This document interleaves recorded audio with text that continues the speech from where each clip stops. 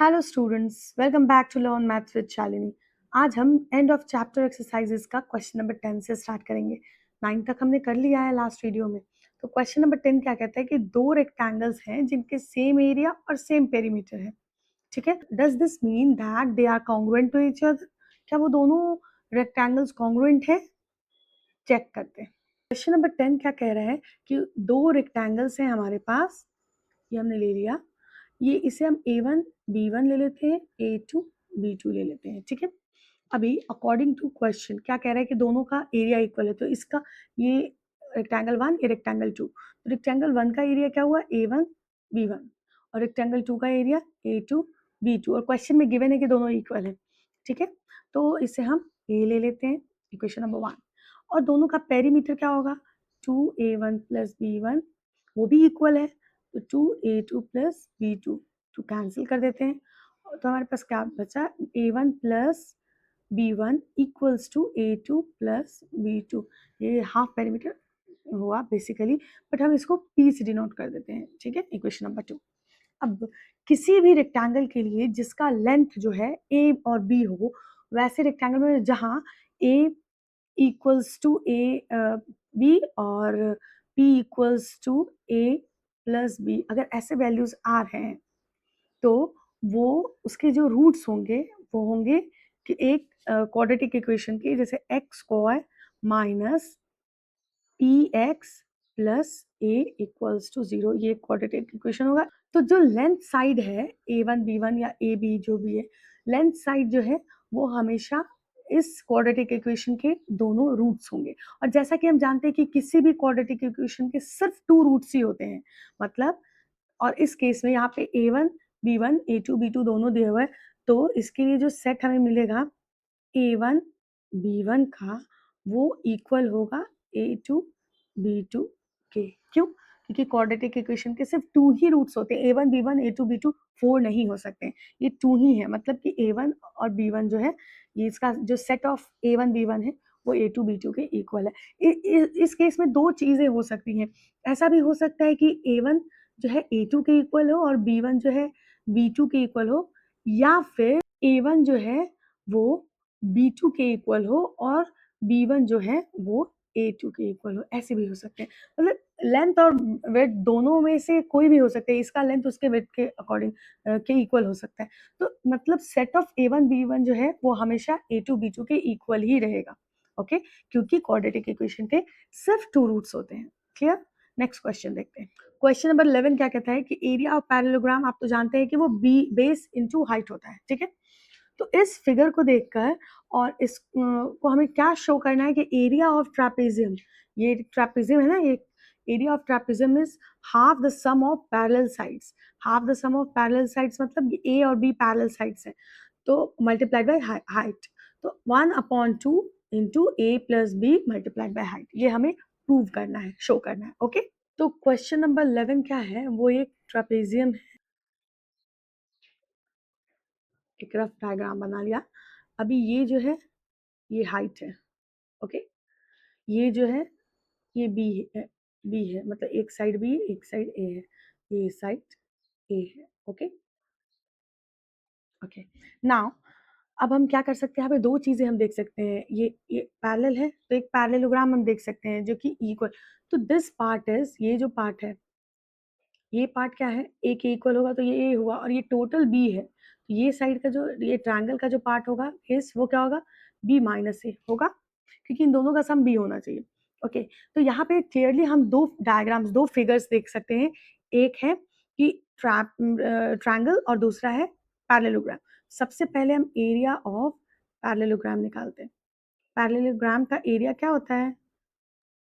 Half नहीं होता है, क्योंकि वो डबल होता है ट्रायंगल का, इसलिए वो height multiplied by the base, तो बेस मल्टीप्लाइड बाय हाइट। तो इसका इसका बेस क्या है? ए है, मतलब ए है, और हाइट क्या है? एच है, तो ये हुआ ए एच, इक्वेशन नंबर 1। अब एरिया ऑफ ट्राइंगल निकालते हैं। ट्राइंगल का एरिया क्या होगा? ट्राइंगल का बेस क्या है? पहले तो half into base into height, तो half half into base, base is b minus a, और हाइट क्या है? एच है। तो हमें एरिया ऑफ ट्राइंगल हमें क्या मिलता है? Half into b minus a h, equation number 2। Clear? अब area of trapezium, total area, area of parallelogram plus area of triangle को ऐड करेंगे तो हमें ट्रापेजियम का मिल जाएगा। तो एरिया ऑफ पैरेललोग्राम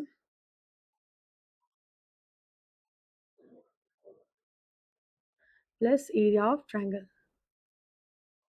ठीक है, तो पैरेललोग्राम का क्या था, ए एच, और ट्रायंगल का क्या था, हाफ इंटू बी माइनस ए इंटू एच। तो पहले दोनों में एच है, हम कॉमन ले लेते हैं, a plus b minus a upon 2। तो हमें क्या मिला, h into 2a plus b minus a divided by 2। Okay, so हमें क्या मिला, h multiplied by 2a minus a, तो a हो जाएगा तो a plus b upon 2। So we can write 1 upon 2 a plus b into h, क्योंकि half into 1 upon 2 into a plus b into h, यही तो शो करना था। So hence proved. Okay, clear? Next question, question number 12. By dividing a trapezium into two triangles, show that its area is half the sum of parallel sides. Okay, यहाँ भी वही prove करना है कि हाँ 1/2 into a plus b into h trapezium का area होता है, लेकिन यहाँ पे हमें इसको दो ट्रायंगल्स के टर्म में ब्रेक करना है, जैसे इसे ऐसे जॉइन करना है। ओके, क्वेश्चन नंबर 12 क्या कहता है, एक हमने ट्रापेजियम लिया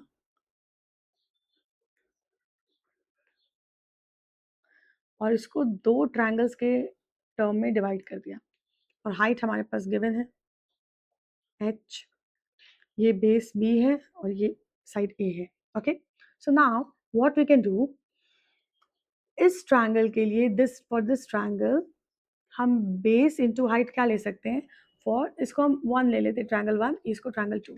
सो area of triangle 1 is equal to half into base. अगर a को हमने बेस लिया और h को हाइट लिया तो हो सकता है, तो a इंटू एच, मतलब हाफ ए एच। A2 क्या होगा, area of triangle 2, base is B है, तो half into base into height, so half BH। Okay, now adding both, so area of trapezium क्या होगा, area of triangle 1 plus area of triangle 2।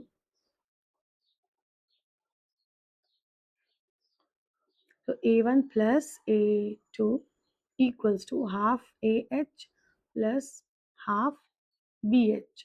दोनों को add करेंगे तो क्या मिलेगा हमें, हाफ h कॉमन ले लेंगे तो ये हुआ a plus b into h. यही तो प्रूव करना था, हेंस प्रूव्ड।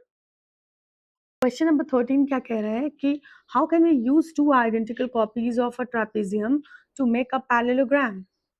ओके, दो ट्रापेजियम को लेकर हमें पैरेललोग्राम बनाना है, तो how how this give us the formula of area of a trapezium. Okay, let's start. So question number 13 क्या कह रहा है, हमारे पास दो ट्रापेजियम है, suppose this is one trapezium, इस ट्रापेजियम सेम साइज का ट्रापेजियम हम लेते हैं और उसको उल्टा कर देते हैं, नीचे बेस को ऊपर कर देते हैं और उसको नीचे कर देते हैं। ठीक है, अब इन दोनों को जब हम सटा देंगे, ज्वाइन कर देंगे, तो will we get one parallelogram. एक ऐसा डायग्राम हमें मिलेगा, ये क्या है बेसिकली, ये तो इसके पैरेलल भी है, और यहाँ पे ये अगर हमने साइड ए लिया है, ये बी है, तो ये बी हो जाएगा, ये ए है, तो बेसिकली ये जो पूरा साइड हमें मिल रहा है या फिर ये पूरा मिल रहा है, ये क्या है, ये है ए प्लस बी, राइट। तो दोनों ए प्लस बी हो जाएंगे तो इक्वल है और पैरेलल है, ऑपोजिट साइड, मतलब ये एक पैरेललोग्राम है। सो पैरेललोग्राम का एरिया क्या होता है, suppose this is height, area of parallelogram क्या होता है, ये एक साइड हमने लिया, क्योंकि area of parallelogram basically double of triangle होता है, तो हाफ बेस इंटू हाइट नहीं करेंगे, ये सब बेस इंटू हाइट करेंगे, तो बेस क्या हुआ ए प्लस बी और हाइट क्या हुआ एच। तो पैरेललोग्राम का ये फॉर्मूला होता है, हम कैसे लाते हैं पैरेललोग्राम का फॉर्मूला, तो हम एरिया ऑफ दो ट्रापेजियम करेंगे, ये ट्रापेजियम 1, ये ट्रापेजियम 2, इन दोनों के एरिया को ऐड करेंगे तो हमें मिलना चाहिए parallelogram. So area of parallelogram is basically area of one trapezium and plus area of two trapezium 2। Okay, तो पहले वाले का क्या होगा, half into a plus B H, second वाले का भी half into a plus B H. सो इन दोनों को दो हाफ को ऐड करेंगे तो एक फुल हो जाएगा, राइट। सो ए प्लस बी इंटू एच, यही तो प्रूफ करना था। क्वेश्चन नंबर 14 क्या कहता है, show that the area of a kite is half the product of its diagonal. तो एक बार हम अलजेब्रा यूज करके करेंगे, एक बार ज्योमेट्री यूज करके करना है। ओके, सो क्वेश्चन नंबर 14 क्या कहता है, हमारे पास एक काइट है। ओके, अब इस काइट का दो डायगोनल्स हम ड्रॉ कर देते हैं। सपोज ये वाला है D1 और ये वाला है D2। ओके, आप देख सकते हैं D2 जो है वो काइट को इक्वल टू पार्ट्स में नहीं बांट रहा है, लेकिन जो D1 है वो काइट को इक्वली डिवाइड कर रहा है टू पार्ट्स में। तो हम D1 के डिवीजन को हम ले लेते हैं और इसको दो ट्रायंगल्स समझ लेते हैं। दो ट्रायंगल्स मान लीजिए, एक ये ट्रायंगल, एक ये triangle. Okay, now area of triangle 1 plus triangle 2 होगा पूरा काइट का एरिया। So area of kite equals to area of triangle 1 plus area of triangle 2। तो ट्रायंगल 1 का एरिया का ये इक्वली डिवाइड कर रहा है। ये अगर D2 है तो ये होगा D2 अपॉन 2 और ये भी हो जाएगा D2 अपॉन 2, आधा आधा, राइट। तो D1 जो हमने बेस ले लिया इस ट्रायंगल का, तो half into D1 base into height, ये वाले पार्ट का हाइट D2 अपॉन 2 है, राइट। अब दूसरा जो है ट्रायंगल, उसको भी हम देखते हैं, काइट का हाफ पार्ट, वो भी हाफ इंटू, उसका भी बेस D1 है, क्योंकि ये बेस तो D1 दोनों के लिए कॉमन है। ओके, और इसकी भी हाइट D2 अपॉन 2 है, क्योंकि वो डिवाइड करा है इक्वली।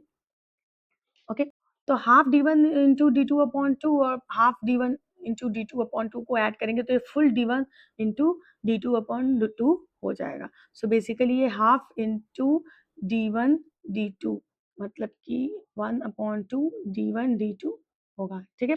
एरिया ऑफ काइट ये हमने कौन से मेथड से निकाला, ज्योमेट्री वाले मेथड से निकाला। अब हमें इसको निकालना है कौन से मेथड से, अलजेब्रा के मेथड से। तो क्या करेंगे, इसको हम 0 0 ले लेते हैं। ओके, इसको हम x 0 0, तो ये सिर्फ x एक्सिस पे है, तो इसको हम x1 0, ये है y 0 y1, ये हुआ माइनस x2 0। हालांकि डिस्टेंस में या एरिया में माइनस प्लस से कोई फर्क नहीं पड़ता है, क्योंकि area can not be negative, distance can not be negative, वो हम सिर्फ मैग्नीट्यूड डिसाइड करते हैं, फाइंड आउट करते हैं। Okay, the next is 0 into y2।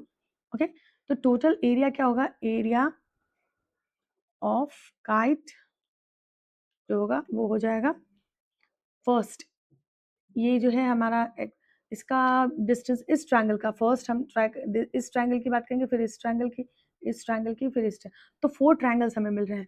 तो फर्स्ट वाले ट्रायंगल का एरिया क्या होगा, हाफ इंटू बेस, बेस क्या है x2 x1 है, हाइट क्या है y1 है, प्लस हाफ इंटू, अब बेस क्या है x2 है, माइनस x2 की जगह हम x2 ही लिखेंगे क्योंकि हमें डिस्टेंस लिखना है, not the sign. Okay, next y1 plus half third वाले ट्रायंगल का x2 into y2 plus fourth वाले ट्रायंगल का x1 into y2। Okay, so half common ले लेते हैं, हमें क्या मिलता है, x1 y1 plus x2 y1 plus x2 y2 plus x1 y2। Okay, तो हाफ, यहाँ पे x1 कॉमन ले लेते हैं, तो इस वाले और इस वाले में से y1 प्लस y2 मिलेगा, और अब x2 कॉमन ले लेंगे तो y1 प्लस y2 मिलेगा, half into x1 plus x2 into y1 plus y2, ये मिला। ओके, और जैसा कि हम जानते हैं कि x1, ये जो डिस्टेंस है x1 हमने लिया है, ये डिस्टेंस को, और इसको हम x2 लिए, तो ये टोटल डिस्टेंस क्या हो रहा है, मतलब x1 प्लस x2 जो होगा वो D2 हो जाएगा, और y1 प्लस y2 जो होगा वो D1 हो जाएगा, क्योंकि ये डिस्टेंस और ये डिस्टेंस D1 हो रहा है। Okay, 1 into x1 plus x2 को D2 लिख देंगे और इसको हम D1 लिख देंगे। So what we are getting 1 upon 2 D1 D2, यही तो हमें फाइंड आउट करना था। क्वेश्चन नंबर 15 क्या कहते हैं, 3 प्रॉब्लम्स हैं about fitting congruent shapes together. ठीक है, तो फर्स्ट वाला क्या कहते हैं, रेक्टेंगल ABCD है जिसकी साइड्स A और B है, और रेक्टेंगल PQRS है उसके साइड्स 2A 2B है। तो हमें क्या शो करना है कि PQRS जो है 4 टाइम्स है ABCD का। Okay, does this means that 4 copies of rectangle ABCD will fit into rectangle PQRS? चलो चेक करते हैं। क्वेश्चन नंबर 15 क्या कह रहा है कि हमारे पास एक रेक्टेंगल है ए बी सी डी, जिसके साइड्स ए और बी है, ठीक है। और ये एक रेक्टेंगल है हमारे पास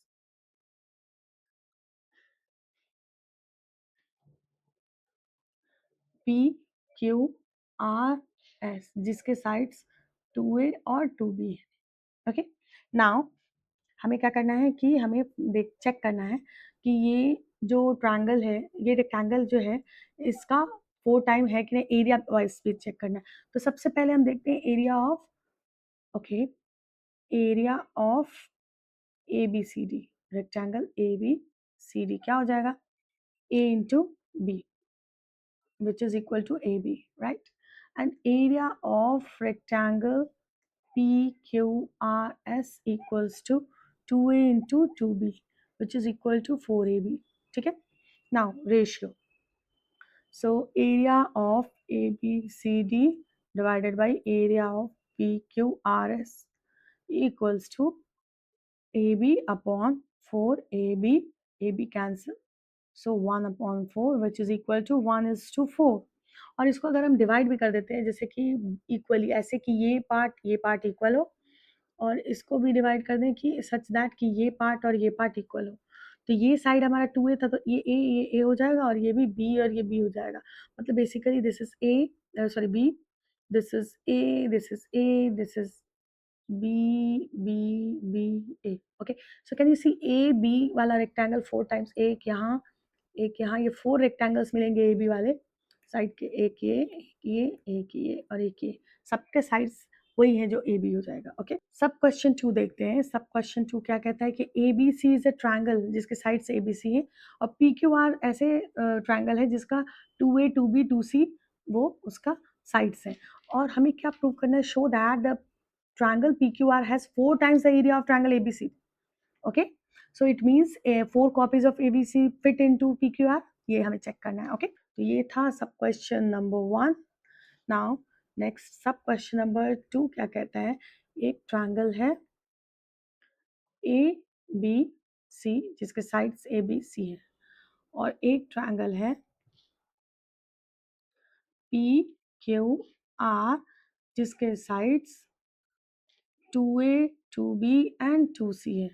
ठीक है, तो इसका मिड पॉइंट ले लेते हैं, इसका भी मिड पॉइंट ले लेते हैं, इसका भी मिड पॉइंट ले लेते हैं। ओके, इसको ज्वाइन करते हैं, इसको भी ज्वाइन करते हैं, और इसको भी ज्वाइन करते हैं। ये हो जाएगा ए ए, ये हो जाएगा बी बी, और ये हो जाएगा सी सी, राइट। अब ये कैसे होगा, ये जो है इक्वली डिवाइड करते हैं, तो ये पैरेलल होना चाहिए इसके।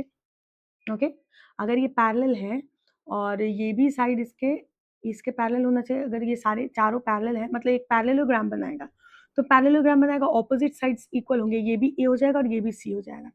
सिमिलरली ये वाला इसके पैरेलल होगा। Now this one is parallel to this one, इस केस में हम इसको भी कर देंगे, ये बी हो जाएगा। तो ये छोटा वाला ट्रायंगल हम देख सकते हैं क्लियरली, ये इसमें फिट हो जाएंगे। ये जो ट्रायंगल ए बी सी है, ये इसमें 1 2 3 4 ट्रायंगल्स आ जाएंगे, राइट। एक ये सब एबीसी वाले साइड्स एबीसी हैं चारों के। ना अब ये तो हमने फिट हो रहा है ये देखा, लेकिन हमने शो तो नहीं किया कैसे कि ये 4 टाइम्स है या नहीं। तो सबसे पहले area of triangle ABC, suppose ये एच है हाइट, और यहाँ पे जब हम हाइट लेंगे वो 2H हो जाएगा। ओके, क्यों, और इसको भी हाफ डिवाइड करेंगे तो ये इक्वल होगा, क्यों, क्योंकि हम जब ये डिवाइड करते सिर्फ इस ट्रायंगल को आप देखिए, दिस ट्रायंगल, दिस ट्रायंगल, ये हाफ ट्रायंगल को जब आप देखेंगे तो आप देख सकते हैं इसका ये मिड पॉइंट है, ये भी मिड पॉइंट होगा क्योंकि ये पैरेलल है, तो डेफिनेटली दिस इज हाफ। तो ऊपर वाले ट्रायंगल में ये एच हुआ, नीचे वाले ट्रायंगल में भी एच 2H हुआ height. Are you getting this? तो आपको समझ में आ रहा है? तो ये अगर हमने हाइट इसका लिया हाफ इंटू ए इंटू एच, मतलब 1/2AH। अब area of triangle P Q are क्या होगा, 2H है क्योंकि वो डबल, इसका हाफ ये होगा, देखते हैं, half into 2A into 2H, okay, 1/2 into 4AH. Okay, now area of ABC divided by area of PQR, क्या हो जाएगा 1/2 AB upon 1/2 into 4AB, AB cancel, 1/2 cancel, 1/4 which is equal to 1:4, 1:4 के ratio में है। और ये हमने पहले ही देख लिया है कि चारों 4 टाइम्स ये ABC वाला ट्रायंगल जो है इसमें फिट हो जाएगा। इसका क्वेश्चन नंबर 3 क्या कहता है कि ABC के साइड्स ABC है, ट्रायंगल ABC और ट्रायंगल PQR जो है उसके साइड्स 3A 3B 3C है, तो शो दैट 9 टाइम्स होगा, ये चेक करते हैं। अगर हमारे पास सब क्वेश्चन नंबर 3 एक ट्रायंगल है ABC, okay, ABC and suppose H हमने हाइट ले लिया और यहाँ पे एक और ट्रायंगल है जो 3 टाइम्स ABC के उसके साइड्स 3 टाइम्स है PQR, तो ये 3A 3B और 3C है। यहाँ पे हाइट लिया वो भी 3 टाइम्स होगा, क्योंकि अगर हमने ये जॉइन किया जिस रेशियो में, ये 1:2 के रेशियो में और ये पैरेलल है इसके, तो ये वाले साइड्स के लिए जब हम लेंगे तो वो भी वैसे ही होगा, ठीक है। और तो इस साइड के लिए भी लेंगे, अगर H हमने लिया तो ये अगर H है तो ये टोटल 3H होगा, ठीक है।